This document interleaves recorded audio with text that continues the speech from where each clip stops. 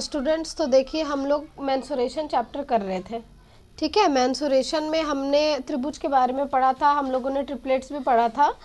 तो ट्रिपलेट्स तो आप लोगों को याद हो गया होगा, हमें उम्मीद है कि ट्रिपलेट्स आप लोगों को याद हो गई होगी, ठीक है। तो ये क्वेश्चन जो है वो हम कैसे बनाएंगे ये हम देखते हैं। ट्रिपलेट्स में उससे पहले भी हम लोगों ने समकोण त्रिभुज के बारे में पढ़ा था और ये क्वेश्चन जो है वो भी समकोण त्रिभुज के ही है।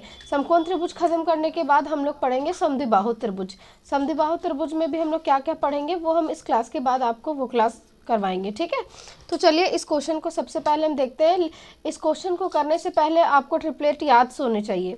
ट्रिपलेट याद रहेंगे तभी आप मतलब क्वेश्चन को कर पाएंगे। और ये चीज़ ट्रिपलेट ऐसा है ना कि आपको हर चीज़ में आपको ज़रूरत पड़ेगी। मतलब जितने भी त्रिभुज आप पढ़ोगे, चाहे समकोण त्रिभुज हो, चाहे समद्विबाहु त्रिभुज हो, या विषम बाहु त्रिभुज हो, या मतलब कोई भी त्रिभुज हो, आपको उसमें ट्रिपलेट्स की ज़रूरत पड़ेगी। क्योंकि एग्ज़ाम में जो है ना वो ट्रिपलेट से ही रिलेटेड क्वेश्चन ज़्यादा पूछे जाते हैं। क्योंकि एग्जामिनर को पता है कि स्टूडेंट को कौन सा ट्रिक पता होना चाहिए। अगर उसे ये ट्रिक पता है तो स्टूडेंट कर लेता है, और अगर नहीं पता है तो फिर वही है, कर तो लेता है लेकिन उसे टाइम ज़्यादा लग जाता है, ठीक है।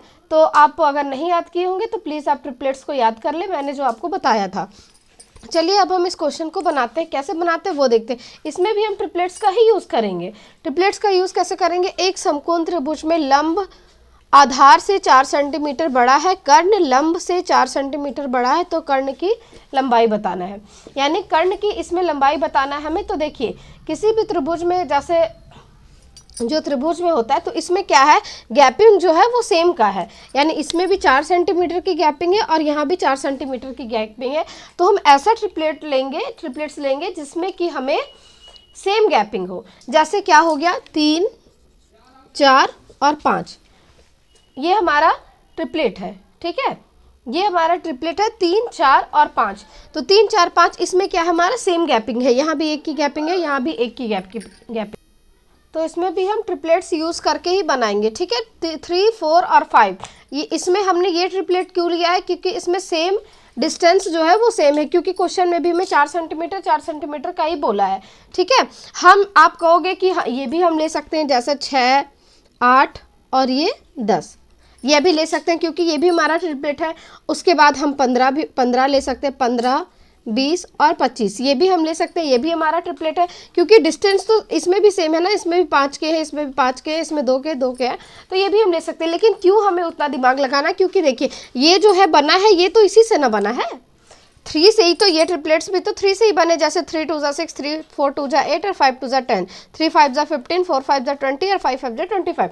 यानी ये जो ट्रिपलेट्स बने वो 3 4 5 से ही बने हैं। तो इसीलिए हमने लिया है 3 का ही हम सबसे छोटा ट्रिपलेट ही लेंगे, ठीक है। हम ये सब भी ले सकते हैं, ये मैंने आपको समझाया है कि हम ये सब ट्रिपलेट्स का भी यूज़ कर सकते हैं जिसका डिफरेंस जो है वो सेम हो। तो देखिए इसमें क्या बोला है, 4 4 का डिफरेंस है ना। लेकिन हमें यहाँ क्या लग रहा है, ये 3 का है, 3 से 4, यानी यहाँ पे 1 का डिफरेंस है, यहाँ भी 1 का डिफरेंस है।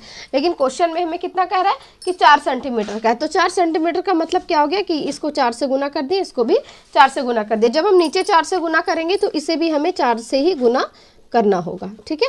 देखिए ये त्रिभुज लंब आधार से 4 सेंटीमीटर बड़ा है। यानी लंब जो है, यानी ये हमारा हो गया बेस और ये हो गया हमारा परपेंडिकुलर, और कर्ण लंब से 4 सेंटीमीटर बड़ा है, यानी ये हो गया हमारा हाइपोटेन्यूस, ठीक है। यानी ये अब बेस हो गया, ये आधार हो गया, ये लंब हो गया और ये कर्ण हो गया। अब क्वेश्चन में क्या पूछा है, तो कर्ण की लंबाई बताना है हमें। लंबाई किसकी बतानी है, कर्ण की लंबाई। तो कर्ण क्या है, ये है, तो इसलिए कर्ण की लंबाई हमारी कितनी हो जाएगी, ये डायरेक्ट हो जाएगा 20 सेंटीमीटर। इस तरह के क्वेश्चन जो है वो बहुत पूछे जाते हैं, और ये क्वेश्चन ऑलमोस्ट तो आरआरबी में तो पूछे ही जाते हैं, रेलवे के किसी में भी एग्जाम में इस तरह के क्वेश्चन पूछे जाते हैं।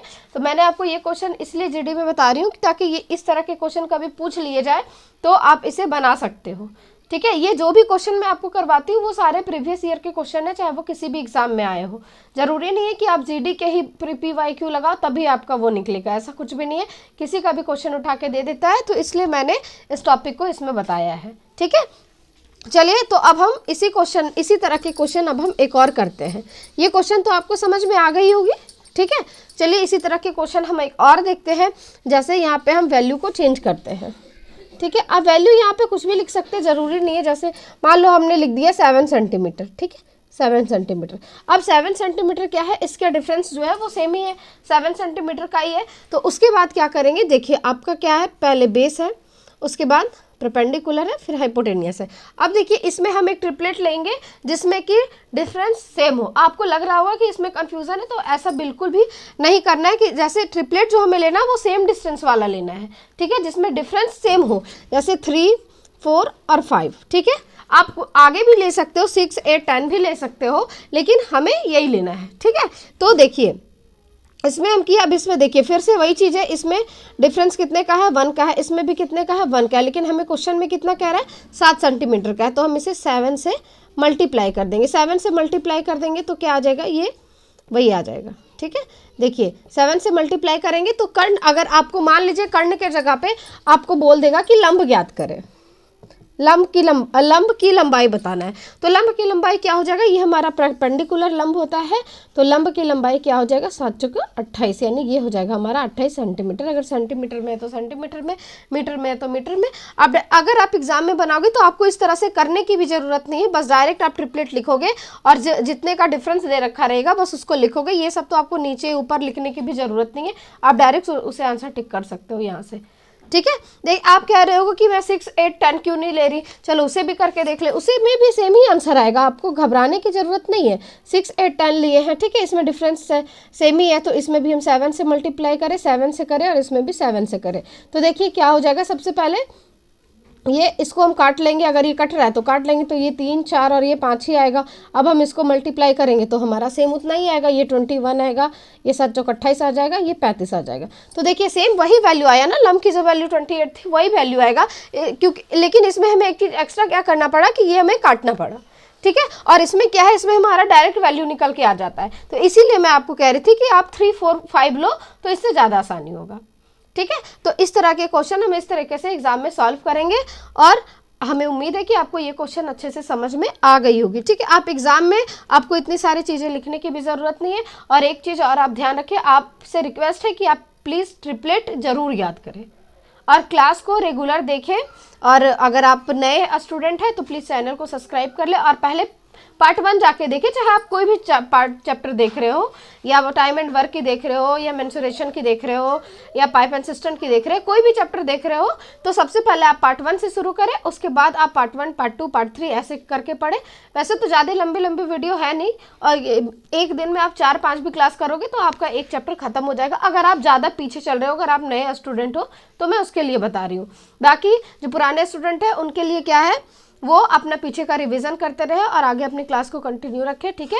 तब तक के लिए थैंक यू सो मच, और फिर मिलते हैं नए वीडियो के साथ। आपको कोई भी दिक्कत हो वीडियो में या समझने में तो आप प्लीज़ हमें कमेंट करके ज़रूर बताएं।